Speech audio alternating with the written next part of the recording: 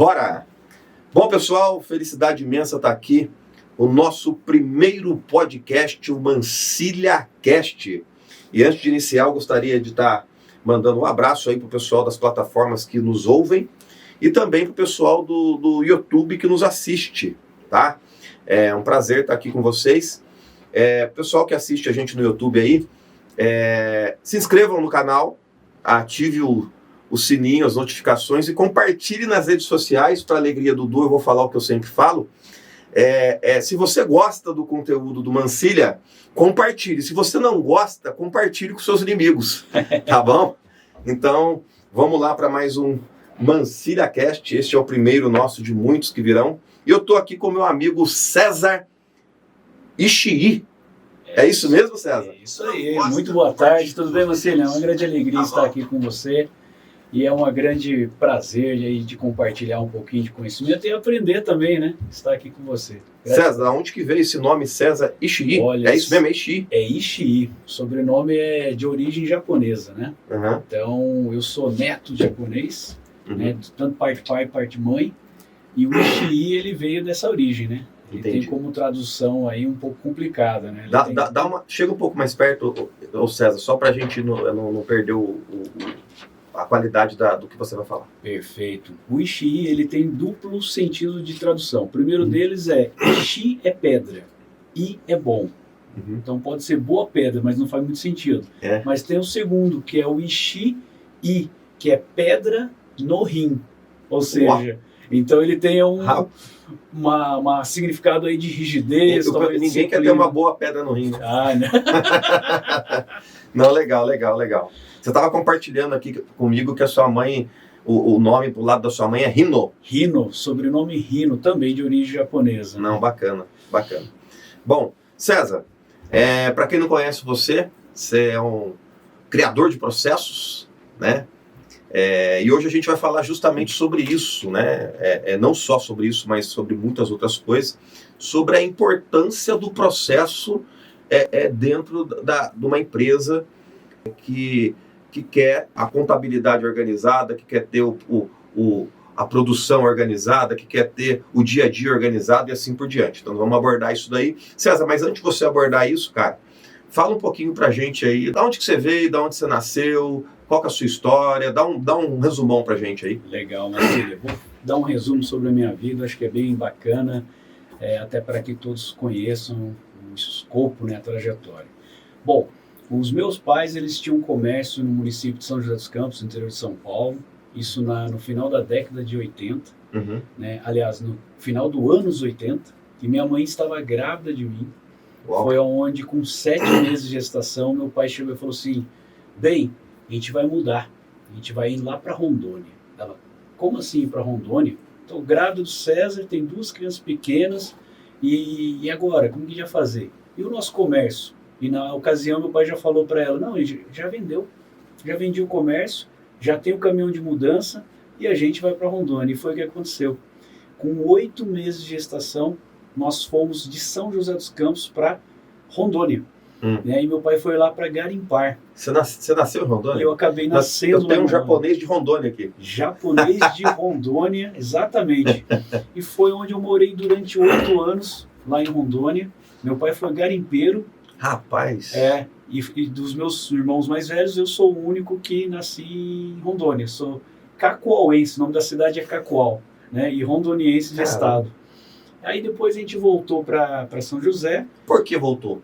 Na época meu pai já estava cansado dessa parte de garimpo, porque é uma área de muita violência. Ele conseguiu fazer dinheiro no garimpo lá? Olha, ele teve 2 grandes oportunidades, né, com ouro, né, com uma quantidade significativa de ouro.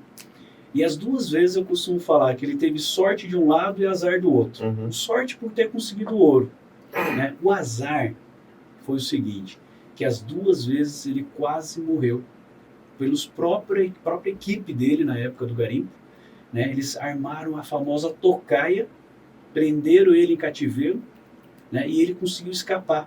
E eles levaram 100% do ouro dele. Sim. Né? E outra sorte é que ele não morreu, porque ele tinha grande risco de morrer. Lógico. Nessa situação. Aí ele estava cansado, ele pegou e falou assim, olha, eu não quero mais isso para mim, eu quero voltar agora para São Paulo, e agora o que é a hora do momento é a hora de ir para o Japão, que foram bem no começo da década de 90, onde eles começaram a ir para o Japão, né, os descendentes japoneses. Aí ele foi para o Japão, ficou um ano, depois ele mandou dinheiro para minha mãe, eu e minha mãe fomos para o Japão. E aí eu fiquei durante 2 anos estudando lá. Uau! Né? De lá, para cá, eu vim em 1993. Você tinha quantos anos mesmo? Quando eu fui para lá, eu tinha 10. Aí quando eu voltei, eu tinha 12. É diferente? Nossa, a cultura é sensacional dos meus ascendentes. Viu? Não é porque eu sou descendente, mas eu lembro de uma história, inclusive, que eu sempre costumo contar. Né, que para mim foi um grande aprendizado na minha primeira semana que eu estava no Japão. Meu pai falou assim: César, leva essa carta para o correio, tem que ser registrado e peça para mandar para o Brasil. Eu falei, mas onde fica o correio? Eu não sabia onde era o correio, não sabia falar uma palavra em japonês e era no horário de pico. Ele falou, vou te ensinar mais ou menos como você chega e você vai conseguir. E eu fui com a cartinha debaixo do braço, caminhando do lado da avenida, e aí, como todo e bom brasileiro, né, metido a esperto, olhei na avenida e falei assim, a hora que tiver um espaço, sai correndo e atravessa a avenida, porque tanto carro assim, né? E aí tinha um semáforo, só que eu falei, não vou até lá na faixa de pedestre, não. Eu vou antes, porque está muito longe a faixa de pedestre, né? E eu parei na calçada e fiquei aguardando o momento certo de correr, atravessar a avenida fora da faixa. E aí, para minha surpresa, começou a parar um carro, um segundo, do outro lado da avenida, porque era mão dupla, começou a parar o carro, eu olhei para o lado e falei, não deve ser por causa que eu estou parado aqui, não. E era. Ninguém buzinava, ninguém fazia nenhum gesto, nem olhava para mim. Que isso, esperando cara? Eu passar a avenida fora da faixa. Meu Deus. Porque era uma criança. Existia um risco. E aí eu, com muita vergonha, olhei para o lado, atravessei. Depois disso eu pensei, que vergonha, né? Por causa de alguns metros, eu tive que fazer isso, todo mundo parando, e eu atravessei. Ô César, deixa eu te fazer uma pergunta. Depois disso, você voltou a passar? Nunca mais, porque isso para mim ficou tão marcante que às vezes eu estou passeando com minhas filhas em algum lugar e tem um semáforo lá na frente, eu falo, não, vamos dar até o semáforo. Olha que impactante isso que você falou. Inclusive acabou de gerar em mim um shift, que é uma coisa que eu falo muito com o Felipe, que trabalha comigo. Uma coisa, cultura gera cultura, cara. Seu pai não precisou te ensinar isso. A percepção do exemplo marcou você. Exatamente. Te ensinou. Olha que lindo isso, cara. E ao mesmo tempo eu fiquei tão envergonhado com a situação que eu falei, eu achava que eu era esperto de atravessar fora da faixa, porque é bobeira esperar semáforo. É perca de tempo. E eles não te causaram vergonha, porque você falou que eles nem olharam para você. Nem olharam. Por respeito à minha pessoa, para não me constranger e não me deixar nervoso. Vai que eu faço alguma bobeira ali. Corro para cima do carro, faço alguma coisa errada. Com certeza poderia ter um japonês ali que esteja atrasado pro compromisso. Sem dúvida. E nem por isso, rapaz, que... Foi uma primeira grande lição. Com 10 anos de idade, eu falei assim, nossa, imagina só o que aconteceu nos outros 2 anos, né? Então... Realmente foi uma boa vivência lá. Demais, cara. Demais. Ô César,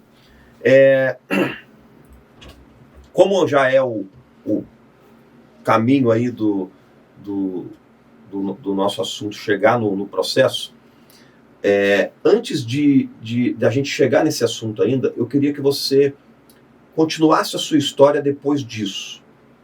Você estava no Japão, né?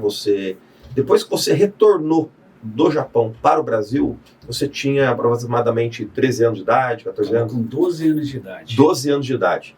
E aí você foi fazer o quê?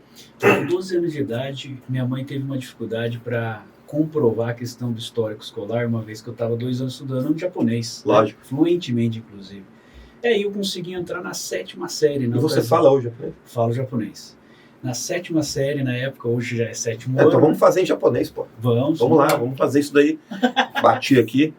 Vamos fazer em japonês, então, ué. Mas segue o baile, segue o baile que... E aí, eu terminei a minha escola primeiro grau, na ocasião, que aqui hoje é o ensino fundamental. E tive bastante influência por parte da minha mãe de fazer curso técnico para entrar na indústria. E foi onde eu fiz, né, o curso técnico em eletrônica e já fui fazer o estágio diretamente na indústria. Isso em 1998. Certo. Né? Então fui na área de telecomunicações, todo feliz, primeiro emprego da vida, tinha 17 anos de idade ainda, e fui fazer o estágio. Com menos de 18, eu fui efetivado na indústria, uma multinacional na época, e fui seguindo durante 18 anos a minha carreira como indústria, dentro da indústria. Legal. E no último ano da indústria, que foi o setor aeronáutico, foi onde eu peguei e percebi que naquele último ano não me trazia mais felicidade e realização profissional. E isso me fazia mal, por alguns motivos que eu vou estar explicando. O primeiro deles é porque estava indo contra aquilo que realmente eu acreditava. Que eu sabia que aquilo não era algo que me estava trazendo felicidade e eu forçava a minha natureza de continuar. Por outro lado, eu não tinha plano B, C, D para fazer outra coisa profissionalmente, uma vez com filhas pequenas. E na época minha esposa não trabalhava fora como hoje ela trabalha. Né? E aí a fonte de renda era uma, única. E aí o medo bate, porque você fala que vou fazer da vida, se eu não sei nem o que eu gosto de fazer profissionalmente. Depois de muita dor e muita conversa em casa, nós tomamos uma grande decisão na vida, que era de eu sair da indústria. Eu teria que pedir conta, né? Dessa última indústria eram 14 anos ininterruptos. E aí eu falei, eu vou pedir conta, porque a minha dor é tão grande que não dá para ficar do jeito que tá. E eu tomei a decisão, como nada é por acaso no universo, quando eu fui pedir conta, a indústria entrou naquele PDV, que é o Plano de Demissão Voluntária, e onde eu ingressei no plano e saí da indústria em 2016. Né? E aí eu tive bastante tempo para eu fazer reflexão, me interiorizar, só que eu não sabia o que eu ia fazer. É como se fosse você soltar de uma argola para grudar em outra, mas você não tem a outra argola. Você cai, você não sabe para onde você vai cair, o que tem lá embaixo. E foi o que aconteceu comigo. Né? Coisa que eu não recomendo para ninguém, mas foi algo que eu decidi fazer. Né? Então, depois de 7 meses de muito estudo, interiorização, de muita leitura, né? De muita interação com pessoas, eu percebi e consegui escrever qual é o meu propósito de vida. Ou seja, por que eu existo na Terra? Qual é o meu papel? Cara, isso é muito importante, porque quando uma pessoa ela não sabe pelo que ela nasceu, ela trabalha por dinheiro. Exatamente. E a coisa pior que um homem pode fazer é trabalhar por dinheiro, cara. Eu entendi, depois que eu entendi isso, parece até contraditório falar isso, porque as pessoas com trabalho ganham dinheiro. Mas ninguém deve trabalhar pelo dinheiro. Olha que isso. É isso. Que complicado isso. Então, o dinheiro, ele nada mais é o resultado daquilo que você faz, você negocia, você aborda o assunto dinheiro, mas quando o dinheiro, ele é o cerne, o motivo principal pelo qual você trabalha, é porque você não está vivendo o seu propósito. Exatamente, Mancilha. E isso me fazia mal, porque eu chegava numa segunda-feira, às 7 horas da manhã, numa fábrica, eu já estava pensando na sexta-feira, às 5 horas, que é o horário de ir embora. Imagina o sofrimento que eu me permitia, porque isso aí não é responsabilidade de terceiros, é meu. Somente e exclusivamente minha responsabilidade. Não, e é totalmente o contrário disso, né? A gente deve começar a nossa semana... Quando você começa, na verdade é o contrário, né? Quando você começa a sua semana pensando na sexta, você precisa rever se você está no seu propósito. Porque normalmente quem está no propósito chega na sexta pensando na segunda. É exatamente isso. Então foi onde eu consegui escrever o meu propósito de vida, a minha visão de vida, onde eu quero chegar, o que eu quero me tornar e o que eu quero deixar de legado para a sociedade, para a família, para os amigos, né? E também quais os valores, né? Ou seja, o que realmente eu valorizo na vida? Qual é a base de sustentação ao longo da caminhada? Ô Japa, e uma coisa, uma hora eu chamo as pessoas que estão nos ouvindo, as pessoas que estão nos assistindo, como eu tenho uma intimidade com o japonês, uma hora eu chamo ele de Japa, uma hora eu chamo de japonês, uma hora eu chamo de César e agora eu vou chamar de Ishii. É isso aí. Então, assim, Uma coisa muito importante nisso que você está me falando, me gera até um gatilho aqui, é uma linha de raciocínio, na verdade, é que, por exemplo, ontem eu saí do escritório. Na verdade, eu não posso dizer que é ontem. Hoje eu saí do escritório às 1h da manhã e foi hoje que eu saí do escritório e hoje eu voltei para trabalhar. Mas eu saí do escritório e eu posso dizer para você que, apesar de eu estar cansado fisicamente e mentalmente um pouco cansado, eu poderia ficar aqui trabalhando mais um pouco. Eu fui porque eu tinha necessidade de fazer com que o meu corpo renovasse as forças, tanto mental quanto física. Mas a vontade era de ter ficado. E isso mostra, a propósito, né, cara? Isso mostra que quando você encontra algo pelo qual você nasceu para fazer, o dinheiro é resultado, o cansaço faz parte do processo e você não fica dando motivo para nada. Então, eu, por exemplo, quando chego na sexta-feira, eu fico já, puta, mano, segunda eu tenho que descansar tal, mas eu poderia estar fazendo isso, eu poderia já estar agilizando aqui. Não que não seja um prazer estar descansando, não seja um prazer estar com a minha família, não que não seja um prazer fazer aquele churrasquinho de fim de semana, mas eu sinto que é muito bom você ter prazer do trabalho que você executa, né? E a pergunta é, você sente isso também? Aquela necessidade, não na necessidade, mas aquele desejo assim, puta, cara, é gostoso estar aqui, é gostoso estar fazendo churrasco, mas eu gosto... O bom é segunda-feira. Você tem esse sentimento? Ou eu tô fora da... Tenho esse sentimento, inclusive, esse é um dos temas que eu tenho conversado em casa, com minhas filhas, minha esposa. É um ponto, né, de equilíbrio, né? Agora há pouco a gente estava falando do equilíbrio. A natureza é assim, né? Então, não é nem muito para um lado, nem muito para o outro. É o equilíbrio dos dois lados, né? E às vezes eu me pego num sábado, num domingo, junto com amigos, com a família, né? Falando de assuntos profissionais, mas de uma forma muito natural, mas muito prazerosa, né? E às vezes me pego fazendo o trabalho também. Então é um ponto onde a gente pega e fala, opa, peraí, vamos dar uma equilibrada aqui, agora as crianças estão querendo passear, brincar, né? E é extremamente prazeroso estar com a família no momento de lazer. Gostoso, nos recarrega, nos traz energias positivas, né? Mas sim, me pego também falando assim, pô, hoje é sexta-feira e daqui a pouco vai ser sábado, domingo e cadê segunda? Não vejo a hora, né? Então, isso também acontece comigo no meu dia a dia e isso é muito recorrente. Certo, você encontrou seu propósito de vida e quando você encontrou seu propósito de vida, você saiu da empresa e aí você começou um novo processo da sua vida. Como é que foi? Olha, a natureza ela é perfeita realmente, Marcelo. Eu acredito muito na questão energética e foi o seguinte, eu intensifiquei muito a interação com pessoas, né, o relacionamento humano. E o meu relacionamento humano era para aprender, para envolver, estar envolvido com pessoas. E obviamente eu estava em busca de uma nova profissão que eu não fazia a mínima ideia aquilo que ia me trazer realização e felicidade. E foi onde eu consegui entender gradualmente que o pouco que eu sabia da indústria, desses 18 anos de carreira, eu poderia agregar na vida dos empresários, dos pequenos empresários da nossa região. E foi onde eu consegui identificar que isso era uma carência deles e que eu de alguma forma poderia ajudar. Então eu comecei a fazer um projeto e eu percebi que logo nesse projeto ele ficou feliz da vida porque a gente conseguiu colocar soluções simples que traziam grandes retornos para aquela empresa. E lá tinham pessoas, famílias trabalhando, ou seja, isso começou a me trazer grande alegria e motivação, né? E foi onde eu falei sim, é isso que eu quero para a minha vida.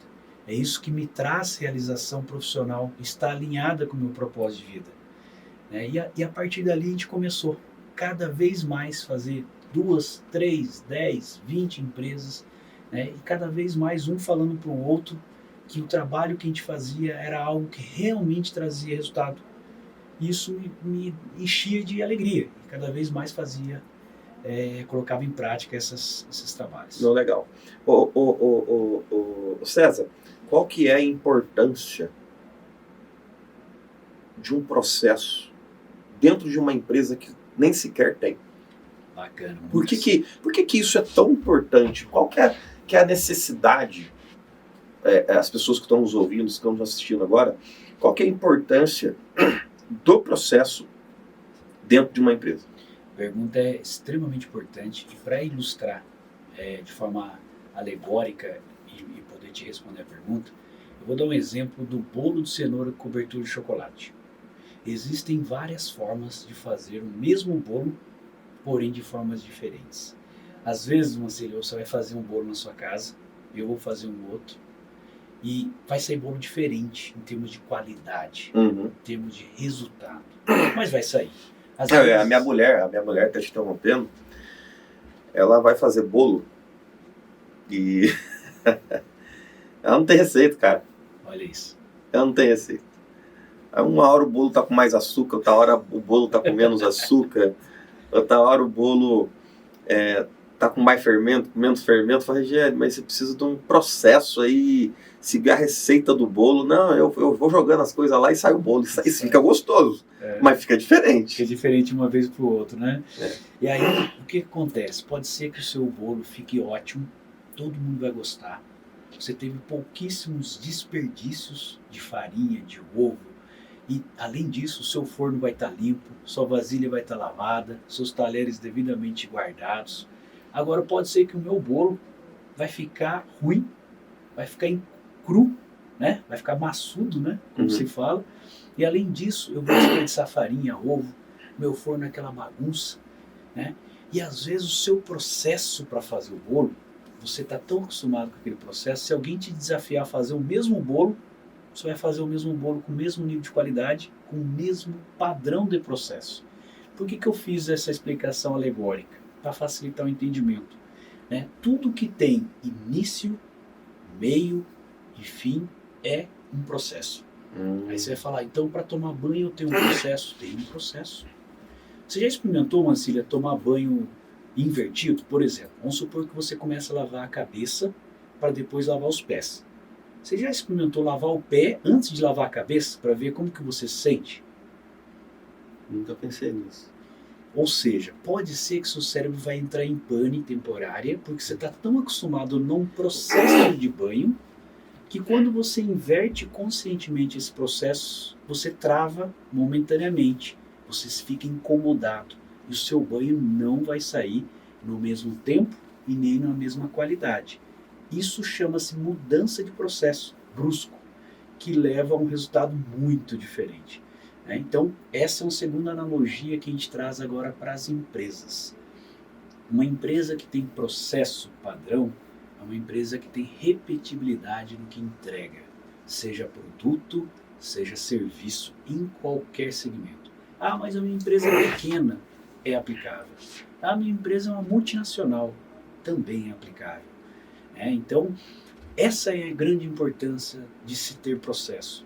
Você padroniza, você minimiza. Dentro da sua experiência, você já notou empresas grandes com processos amadores? Sim, mesmo em grandes multinacionais de renomados, reconhecidos pelo mercado, existem sim empresas com qual eu já convivi que naquele processo ele era extremamente amador. Por quê? Porque o processo estava na cabeça das pessoas que faziam. E essa é uma grande dificuldade de 95% das pequenas empresas brasileiras. Ou seja, as pessoas sabem fazer e fazem e geram resultado. Porém, da cabeça, quando troca uma pessoa por uma outra, esse processo é eliminado, porque a pessoa levou o conhecimento. E aí começa do zero, com todos aqueles desperdícios, com todos aqueles retrabalhos acontecendo. Então, esse é um ponto importante. Mas deixa eu fazer uma pergunta agora para você. Você não quer calar. Você tem quantos filhos? Eu tenho 2 filhas. Você é minoria em casa? Minoria. Lá em casa eu não mando nada. Como que é? Tá certo que o homem, ele costuma ter uma fama de ser mais desorganizado que a mulher. Mulher que gosta de organizar, deixar a casa tudo nos conforme e tal. E lá na sua casa, tem processo? Olha, eu fico me policiando, Mancini, porque essa questão de trabalhar com processos é algo que você leva para a vida sua, independente da área profissional ou não. Ou seja, às vezes eu me policio para não ser o chato de casa, né? Você fica incomodado aí? Fico. No passado ficava mais ainda, hoje não. Hoje eu aprendi a equilibrar, né? O caminho do meio, né? Que a gente fala assim, peraí, até que ponto vale a pena pegar no pé por causa disso? Ah, não, isso aqui vale a pena por causa disso, porque todo mundo vai ganhar com isso. Lógico. Né? Mas sim, às vezes eu me pego lá vendo coisas assim de sequência de tirar compra do supermercado para guardar, né? Para fazer a higienização e guardar na despensa. Uhum. E às vezes eu falo, não precisa ser tão assim, né? Uhum. Mas é muito importante porque isso passa a ser uma cultura, processo, viver por processo é uma cultura. Uhum. Deixa eu fazer uma pergunta para você. Às vezes as pessoas falam coisas que acaba sendo algo folclórico, um tabu, não que seja. O processo engessa a empresa, tirando aquele calor do relacionamento com o cliente? Uma excelente pergunta, porque isso aí normalmente, conforme você falou mesmo, você passa a ser algo para algumas Antes de você pessoas. falar, vamos dar uma pausinha. Daqui a pouco a gente continua. Tá joia. Fechou.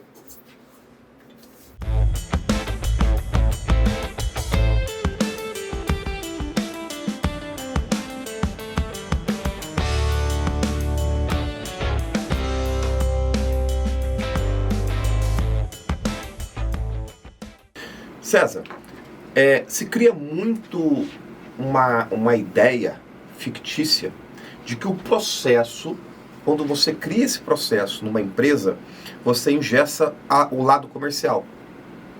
Então você tem aquele calor do atendimento. Eu sei que de repente a gente poderia levar pelo lado daquela empresa familiar, que o dono tem acesso e tal, ele pula os processos para atender situações que de repente corriqueiramente numa outra empresa não vai ter esse tipo de atendimento, mas assim, o processo ele engessa esse calor humano da empresa ou não? A pergunta é excelente, Mancini, até porque ela é recorrente em alguns lugares, né? Então, o processo, como eu disse no exemplo do bolo, é uma forma de fazer, né? E ele não é estático, nem deve ser estático, né? Uma vez que a vida é dinâmica, o processo de uma empresa, que é um órgão vivo, também é dinâmico. Ou seja, ele existe para facilitar o início, o meio e o fim de algo. Mas ao longo da execução da tarefa, seja ela comercial, seja ela de serviço, seja ela de fábrica, o que for, ele facilita como reproduzir aquele resultado. Porém, a inteligência humana, a criatividade e inovação, ela vai naturalmente modificar esse processo, né? Então, para alguns que olham por um ângulo somente o estático, ele seria algo que engessaria. Mas como o processo, como o corpo vivo, ele não é estático, ele é dinâmico, então ele faz o caminho contrário, ele traz resultados que podem ser repetidos ao longo da caminhada, mas isso não impede de ele ser melhorado continuamente. Tá? Então ele não engessa o processo se você utilizá-lo mudando continuamente, melhorando passo a passo o seu processo, seja ele em qual departamento for, qual segmento de empresa. Entendi. Agora voltando no sentido oposto dessa linha que a gente falou sobre o congelamento, desse calor que o processo de repente poderia ter gerado, que você falou que você não vê dessa forma, a falta de, o que pode gerar? Isso é muito interessante. Você deu um exemplo recentemente de como fazer um bolo. Cada vez que você come um bolo, pode ser que ele está com um gosto diferente. Ele está menos macio, com mais açúcar, menos açúcar. Isso é um resultado de não ter processo, né? Então vamos supor que você vai todo dia para o seu trabalho usando uma rota. O seu cérebro vai buscar uma rota sempre igual, para poupar energia. Tanto é que você vai no modo automático. Esse processo é um processo padrão que você criou. consciente ou inconscientemente. A partir do momento que você coloca num aplicativo de Waze, por exemplo, e você, naquele dia você coloca o endereço do seu trabalho, ele vai te mostrar um outro caminho diferente que você está acostumado a fazer. É um processo diferente para chegar no seu trabalho. E aí você vai, no primeiro momento, incomodado, porém a criação desse processo te levou de uma forma mais rápida, mais segura, com menos trânsito, e você ganhou e economizou tempo, por exemplo, né? E não ficou estressado no trânsito. Então, isso é um exemplo quando você tem processos. E quando você não tem processo, é o caminho ao contrário, que você está à margem do risco de estar acontecendo várias coisas ali no seu processo, porque você não tem processo, você vai fazendo, né? É possível fazer sem processo? É, mas o custo disso é muito maior. E o custo não é só financeiro, mas é de tempo, é de retrabalho, é de matéria-prima, é de inteligência que você acaba desperdiçando. Uma coisa muito importante, por exemplo,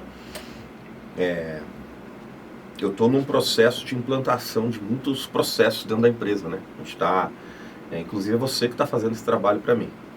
Mas aí, toda vez que uma pessoa que está nos ouvindo, está nos assistindo, ele pensa no custo de uma consultoria de uma empresa que vem de fora para poder implantar um processo dentro da empresa dela.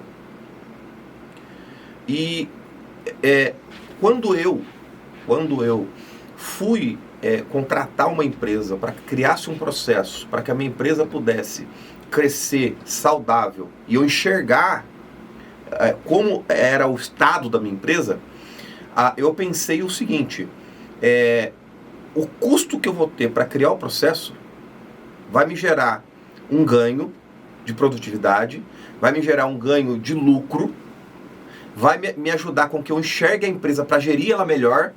Então, esse valor que eu estou investindo, eu vou ter de retorno 10 vezes mais. Perfeitamente. Eu enxerguei dessa forma. É isso mesmo ou tem alguma outra coisa por trás que de repente você poderia compartilhar? É exatamente isso. Vou fazer uma explicação de terminologia. Você usou o termo custo, né? Muitas vezes, quando você vai comprar algum produto, um serviço, você fala, nossa, o custo disso, o preço disso é X. Seja alto ou não, mas você tem uma valorização de preço monetário. Então, toda vez que a gente fala de preço e custo, é algo que o dinheiro vai, né? Então, você é quantificável em moeda. Esse é o ponto. Agora, quando você fala em valor, é algo que nem sempre é quantificável em moeda, né? Ele pode ser 10, 20, 100, 1000, 1 milhão de vezes o valor do preço investido, né? Então é exatamente isso. Quando você tem processos otimizados, você ataca os 8 tipos de desperdícios em qualquer empresa.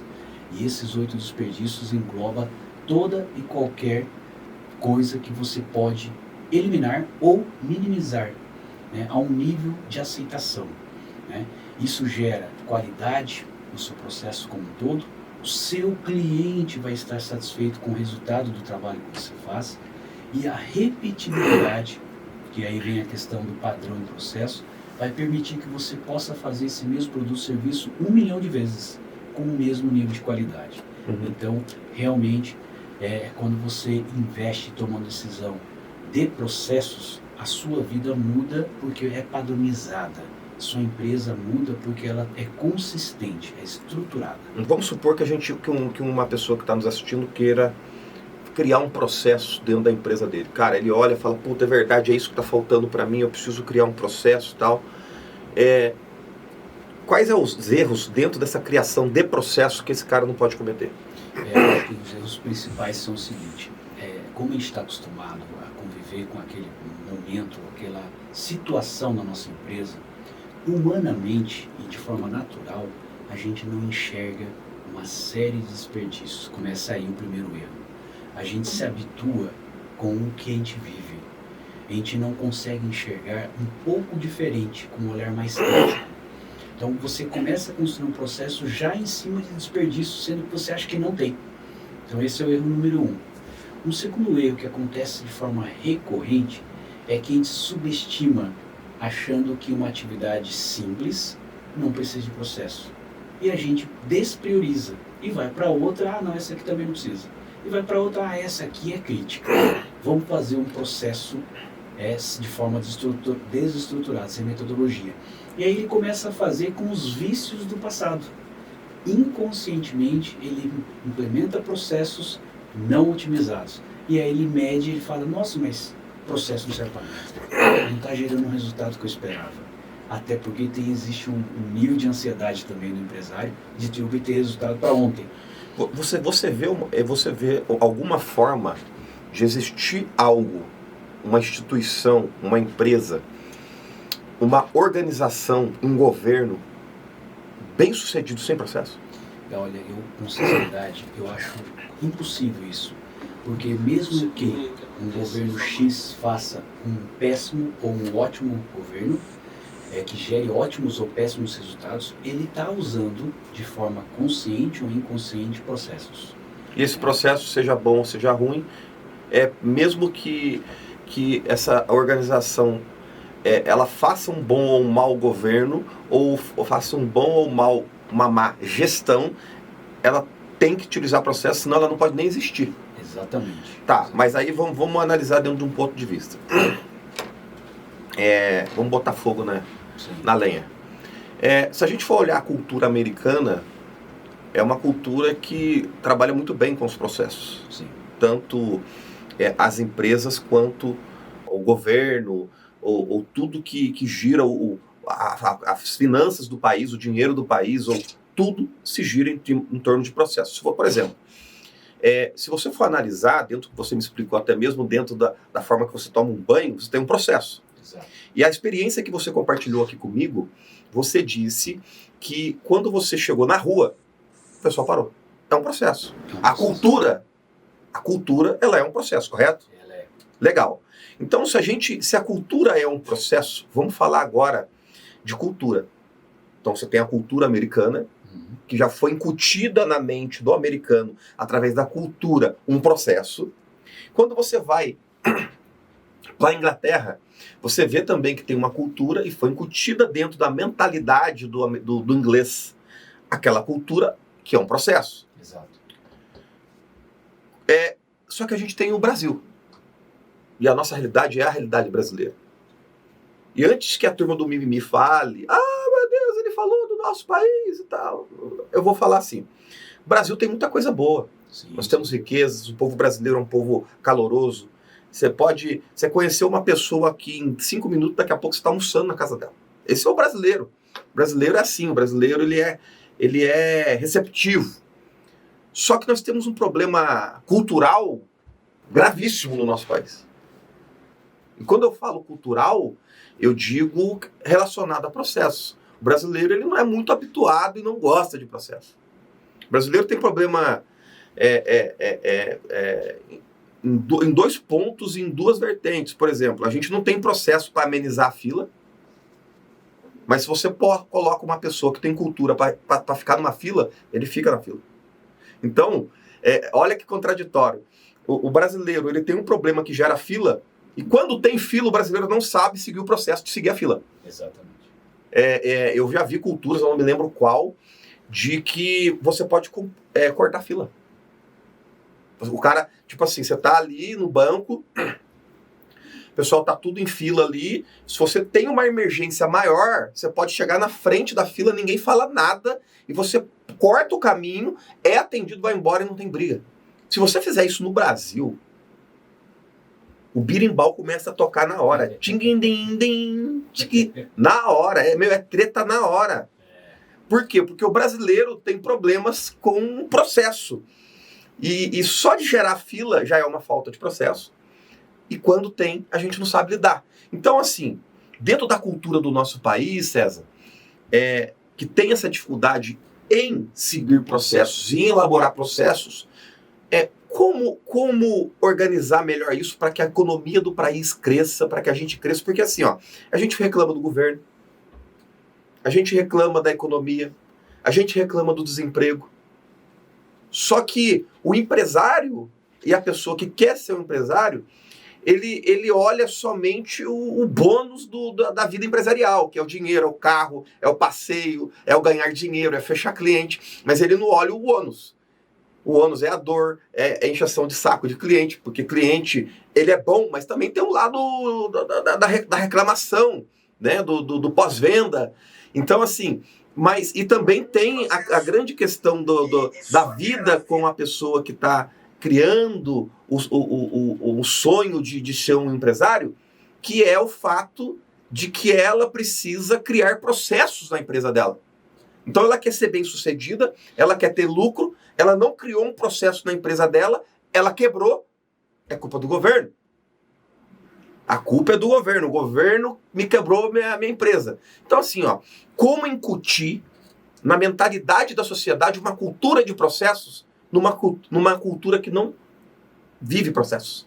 Como isso? Perfeito, Marcílio. A cultura, né, é um processo gradual e contínuo que exige disciplina. Ou seja, a gente não cria em nenhuma sociedade, a gente consegue criar cultura sem repetição, disciplina e propósito naquilo. Ou seja, acreditar que ter cultura vai trazer algum ganho. Por que eu falo isso? Isso começa em casa, como você já disse.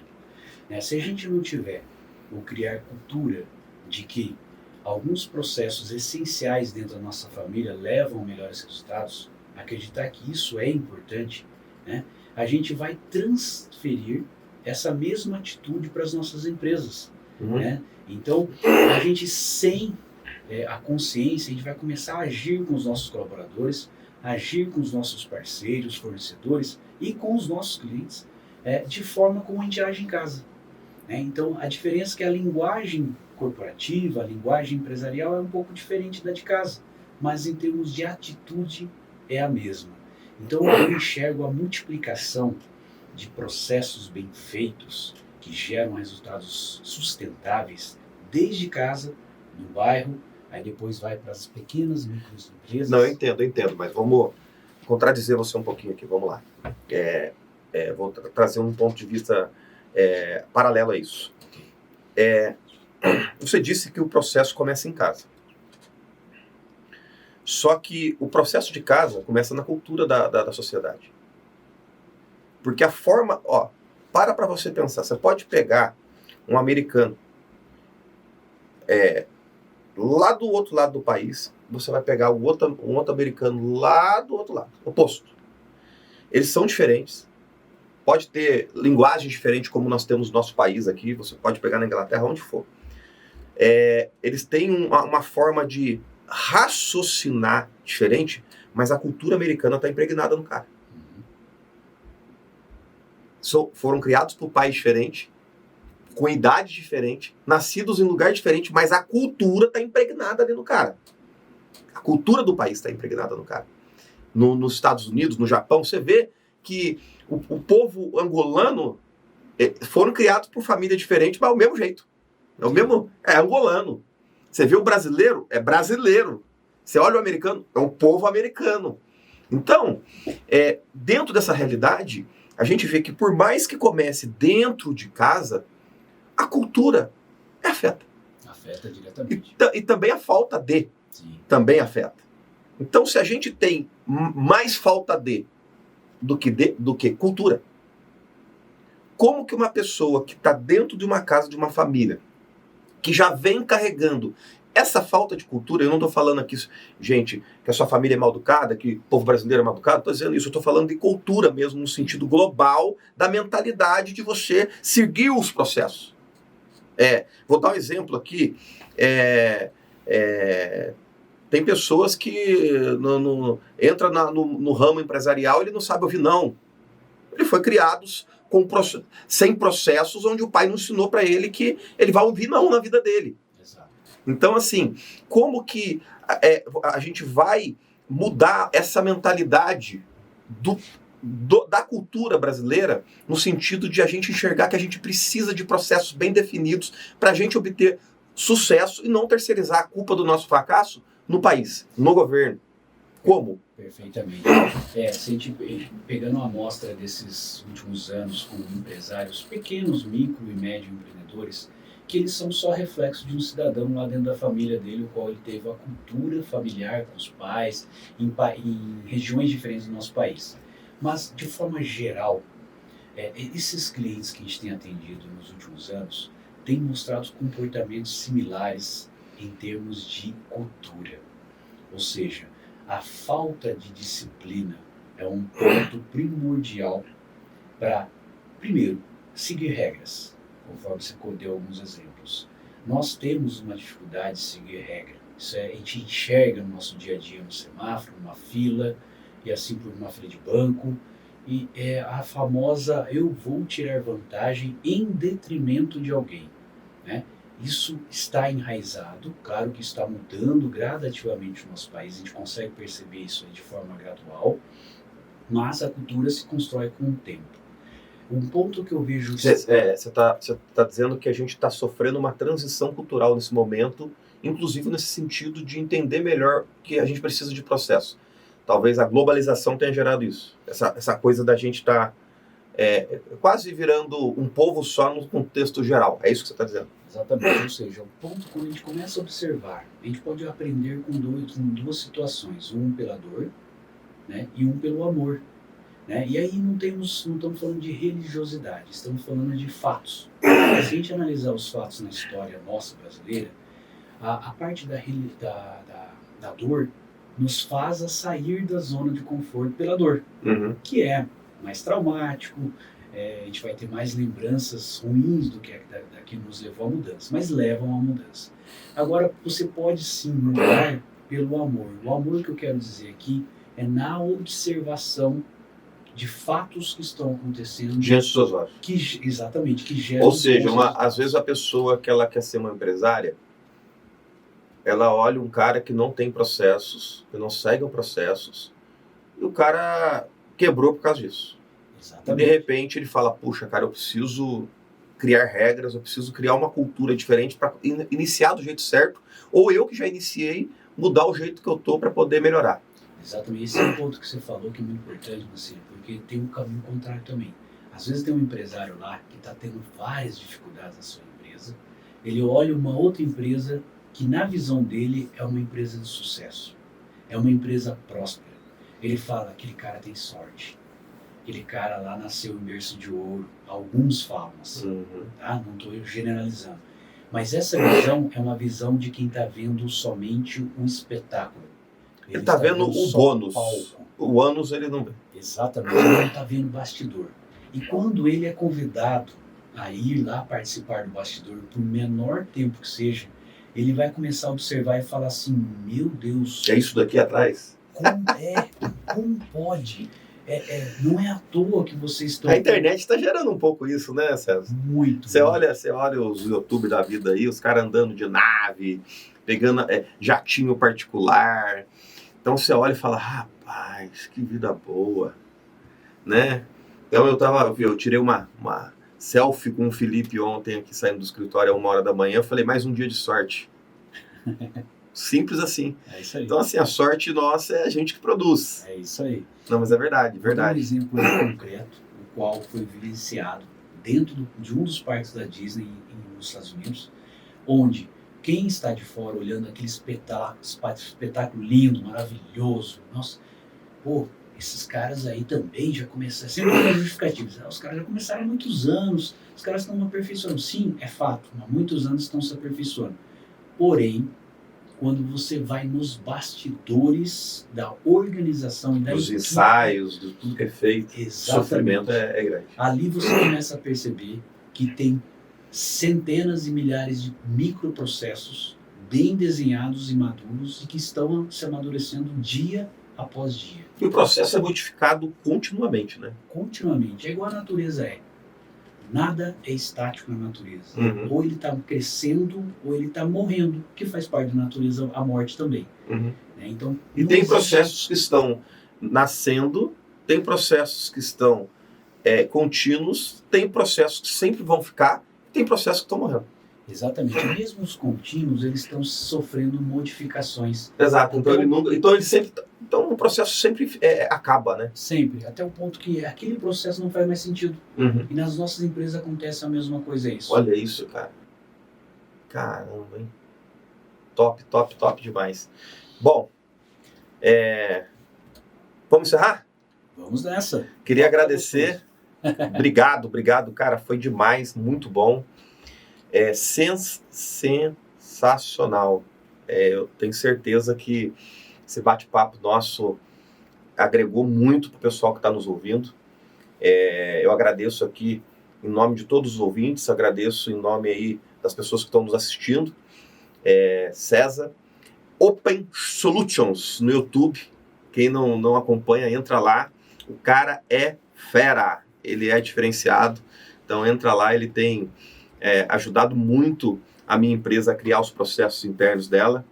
A gente está evoluindo em caminho desse sentido. E hoje ele compartilhou muita coisa diferenciada conosco aqui. Obrigado, César. Muito obrigado, Mancília, pelo convite, por essa grande oportunidade, por esse bate-papo maravilhoso.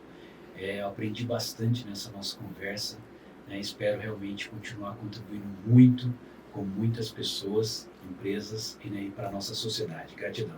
Então, beleza. Então, reforçando aí para você que estão nos ouvindo agora nesse momento, obrigado. Continue nos acompanhando aí dentro das redes sociais, se inscreva no canal, ative o sininho e bora para a próxima que daqui a pouco tem mais. Valeu, Japa. É nóis.